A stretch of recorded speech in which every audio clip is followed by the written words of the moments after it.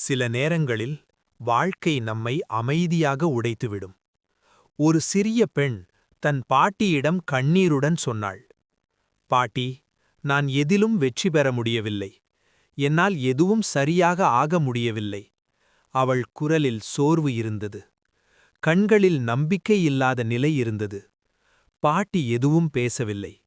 ஒரு பென்சிலை கொடுத்து, உன் பெயரை எழுது என்றார். அவள் மெதுவாக எழுதினாள்.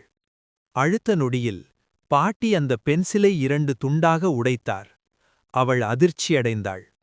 பாட்டி, இப்போ அது பயனில்லையே, உடைஞ்சிடுச்சே. பாட்டி சிரித்துக்கொண்டு கேட்டார், உடைந்தது பென்சிலின் வெளியே இருக்கும் மரம்தான்.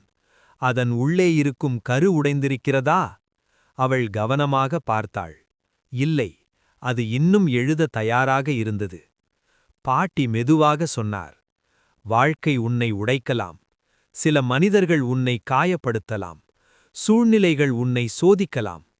ஆனா, உன் உள்ளிருக்கும் தைரியம், உன் கனவுகள், உன் மதிப்பு, அதை யாராலும் உடைக்க முடியாது. பென்சில் கூர்மையாக்கப்படும்போதுதான் அது அழகாக எழுதும். அதேபோல கஷ்டங்கள் வந்தால்தான் நீ வலிமையானவளாக மாறுவாய். அந்த சிறுமியின் கண்களில் கண்ணீர் வந்தது. ஆனால் இந்த முறை அது வருத்தத்தால் இல்லை, அது புரிதலின் கண்ணீர். உடைந்தது பென்சில் மட்டும், உடைந்தது நீ அல்ல.